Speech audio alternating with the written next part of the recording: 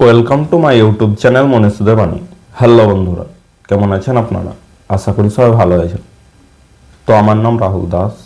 আজকে আমি এই ভিডিওতে আপনাদের শোনাবো স্বামী বিবেকানন্দের জীবনী, যা আপনাদের মন জয় করবে। তো চলুন বন্ধুরা, দেরি না করে ভিডিওটি শুরু করা যাক।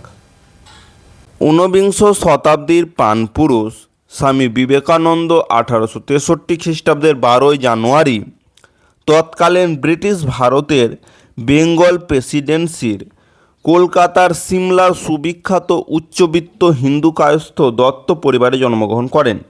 জন্মকালীন শৈশবে বিবেকানন্দ নরেন্দ্রনাথ দত্ত নামের অধিকারী ছিলেন। তবে পাড়ার সকলে আত্মীয় পরিজনের কাছে বিলে বা বিলেশ্বর নামেই অতি পরিচিত ছিলেন। স্বামী বিবেকানন্দের পিতা বিশ্বনাথ দত্ত কলকাতার উচ্চ আদালতের একজন আইনজীবী ছিলেন। জনপ্রিয় রত্নগর্ভা ভুবনেশ্বরী দেবী ছিলেন বিবেকানন্দের মাতা। পরম পুরুষ শ্রীকৃষ্ণের স্নেহধন্য ছিলেন স্বামী বিবেকানন্দ। শিক্ষা জীবন: শৈশব জীবন থেকেই অতি চতুর, সাহসী, কৌতূহল প্রিয়ই ছিলেন নরেন্দ্রনাথ। প্রথম জীবনে গৃহশিক্ষকের কাছে প্রারম্ভিক শিক্ষা অর্জনের পরে মেট্রোপলিটন ইনস্টিটিউশন থেকে নরেন্দ্রনাথ প্রথম বিভাগে প্রবেশ শিক্ষা পাশ করে প্রেসিডেন্সি কলেজে ভর্তি হন। সেখান থেকে এলেন স্কটিশ চার্চ কলেজ। এখান হতে এফএ পাস করে দর্শনশাস্ত্র নিয়ে বিএ ভর্তি হন।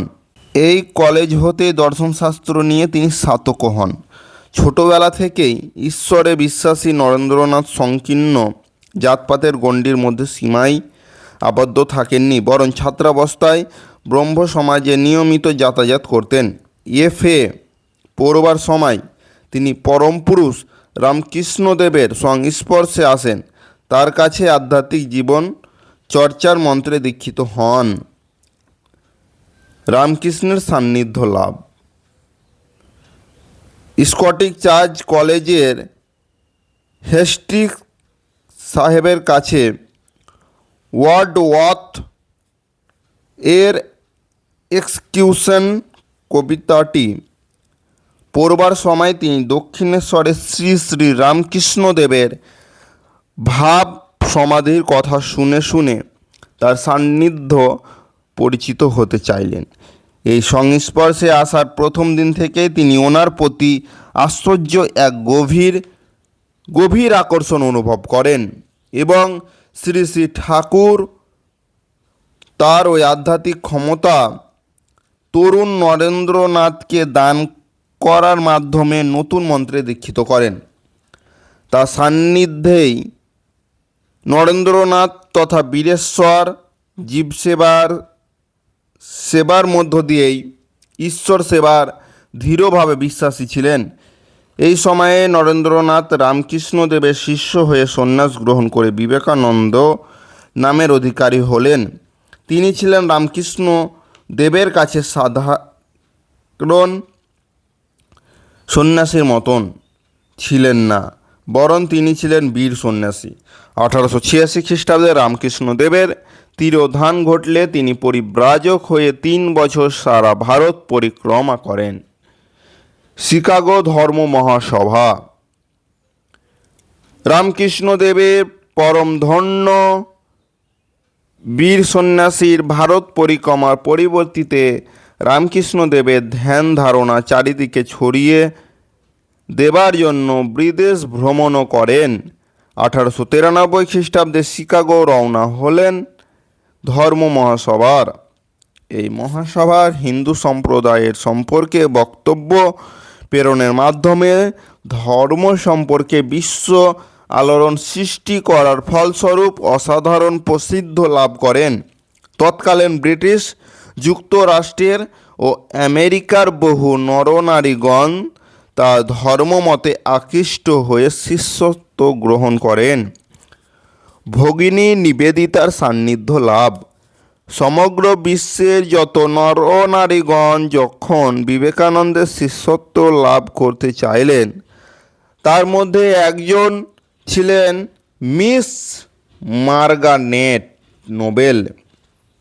ইনিই পরে ভগিনী নিবেদিতা নামে পরিচিত লাভ করেন। ইনি বিবেকানন্দের পথের পথিক হয়ে সেবা ধর্মে দীক্ষা নেন। কর্মজীবন। ঈশ্বরে বিশ্বাসী, সব ধর্ম প্রতি শ্রদ্ধাশীল, আধ্যাত্মিক চেতনার অধিকারী, পরম পুরুষ শ্রী রামকৃষ্ণের স্নেহধন্য বীর সন্ন্যাসী বিবেকানন্দ সেবা ও ধর্মকে প্রতিষ্ঠা করার লক্ষ্যেই তিনি সারাটি জীবন অতিক্রান্ত করেন। সুদূর আমেরিকা থেকে ধর্ম মহাসভার বিজয়ীর সম্মান নিয়ে ফেরার পরিবর্তে রামকৃষ্ণ মঠ প্রতিষ্ঠার মাধ্যমে মানব সেবা, বেদান্ত দর্শন ও সংকীর্ণ জাতপাত এবং দরিদ্র আত্মমানুষদের মধ্যে জীবন অতিবাহিত করেন। স্বামী বিবেকানন্দের শিক্ষা দর্শন। আধুনিক শিক্ষার প্রাণপুরুষ রূপে তিনি বলেন, education is the manifestation of perfection already in man. অর্থাৎ তিনি বলেন, মানুষের মধ্যে যে অন্তর্নিহিত সুপ্ত সম্ভাবনা লুকিয়ে রয়েছে তার পরিপূর্ণ বিকাশ সাধনই হলো শিক্ষা। তিনি বৃত্তি শিক্ষা, ধর্মশিক্ষা, শারীর শিক্ষা, গণশিক্ষা ও সাধারণ শিক্ষাদান পদ্ধতির প্রতি শ্রদ্ধাশীল ছিলেন।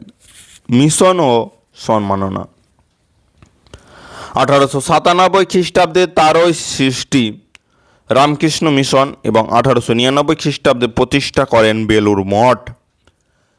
তাহার এই অমর সৃষ্টি কীর্তি সারা বিশ্ব থেকে এনেছে বহু খ্যাতি। তার নামের প্রতি শ্রদ্ধা জানাতে বিবেকানন্দ মেরিট কাম স্কলারশিপ প্রদান করা হয় এবং তার মহত্ব স্বীকৃতি স্বরূপ ভারতের দক্ষিণ প্রান্তে স্বামী বিবেকানন্দ মেমোরিয়াল হল প্রতিষ্ঠিত হয়েছে। জীবনাবসান। 1899 খ্রিস্টাব্দে বিবেকানন্দ দ্বিতীয়বারের জন্য আমেরিকায় যান। সেখানে 1900 খ্রিস্টাব্দে প্যারিসে অনুষ্ঠিত বিশ্ব ধর্ম সম্মেলনে যোগদান করেন। সেখান থেকে ভগ্নস্বাস্থ্য নিয়ে দেখে ফেরার পরিবর্তিতে 1902 খ্রিস্টাব্দের 4 জুলাই রাত্রি 9:50 হৃদরোগে আক্রান্ত হয়ে পরলোক গমন করেন। ভিডিওটি যদি আপনাদের ভালো লাগে থাকে তাহলে ভিডিওতে লাইক, কমেন্ট, শেয়ার করবে। আর এই ধরনের নতুন নতুন ভিডিও পেতে আমার চ্যানেলটা সাবস্ক্রাইব করতে একদম ভুলবেন না। দেখা হবে পরবর্তী কোনো ভিডিওতে। ভালো থাকুন, সুস্থ থাকুন। থ্যাংক ইউ, ধন্যবাদ।